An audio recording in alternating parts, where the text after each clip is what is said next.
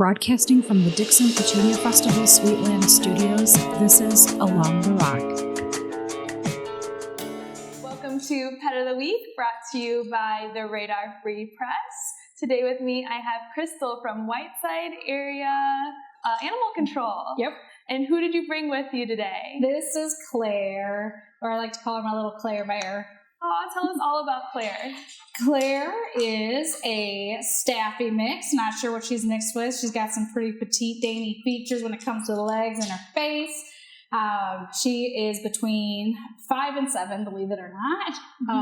She originally, I don't know her reasoning for coming to a rescue. She came to a rescue locally, and then she was adopted out and ended up at our facility.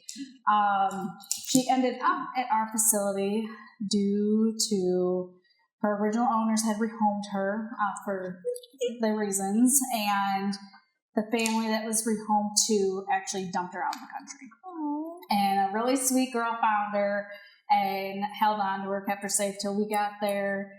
We had her for some time, and then she was adopted by a really sweet family. They had children, had another dog. She doesn't like cats, just FYI.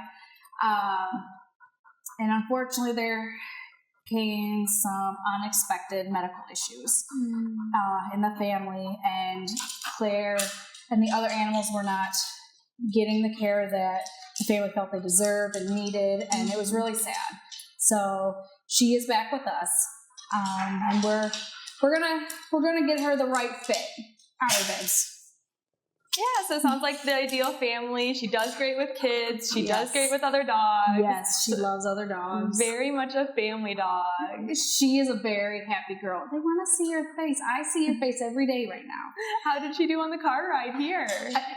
In my face. She wants to be with someone. She wants to be loved. She wants the attention. But she also can do well being independent. Once she's relaxed, and she'll go lay down, kind of do her thing. 4 days of nonstop fun. The 2025 Dixon Petunia Festival is the place to be this July 3rd through 6th. With concerts, fireworks, food, the parade, and much more. Full lineup at petuniafestival.org. Even with all the stress, she keeps a really good personality, which is really nice to see, because a lot of dogs that come into our facility sometimes shut down right away. She has done great. What kind of exercise do you think she would need? So honestly, if you're someone that likes to go on walks or jogs, she would love it. If you just have a leash in the yard or a fenced-in yard, that would be fine too. She does need some work with walking on a leash. She does pull quite hard, but it's not terrible.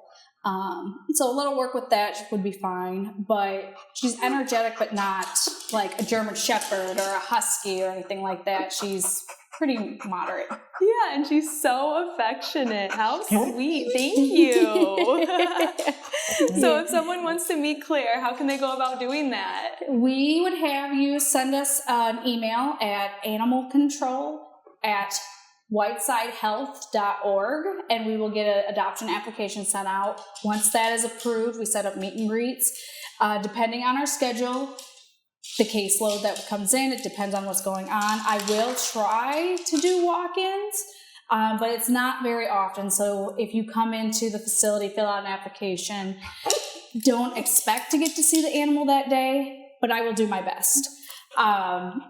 Right now, we still have dog adoption fees waived because someone donated the adoption fees and paid for, I believe I have 8 or 9 left that still are waived. So right now, she'd have a waived adoption. That's exciting. Yeah. That actually leads me to my next question. So let's say we love Claire, she's amazing, but we're just not ready to adopt. How else can our listeners support the animals that are waiting for their forever homes? So there's quite a few different ways. Because we are, under the health department, we're not a shelter. We're animal control. We can't have, at this time, volunteers, that sort of thing. But simple shares on Facebook. We're under Whiteside County Animal Control, I believe, on Facebook. Simple shares, if you see the animals, we'll put up posts for items that we need for donations. that the shares help tremendously. We have people that send donations directly to us. They'll drop them off. Just getting the word out there and the shares helps tremendously. Of course, monetary donations towards medical, adoption fees always helps. A lot of people don't know that we can do that. So if we have someone say, hey, I would like to come in and sponsor or donate towards, someone's adoption fee, that's what it goes under in the system. You get a receipt. If you want to donate towards medical costs, because we never know what we're going to get in. And a lot of times we can't cover medical. So we're just begging rescues or vets that are able to pull the animals to their facility, to get the help that they need.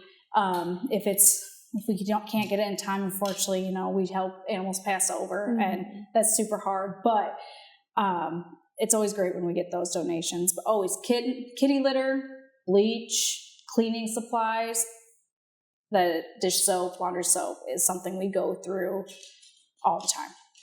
Wow, there is a lot of ways people can still support these animals, even if they're not ready to adopt. I gotta say, Claire is so soft.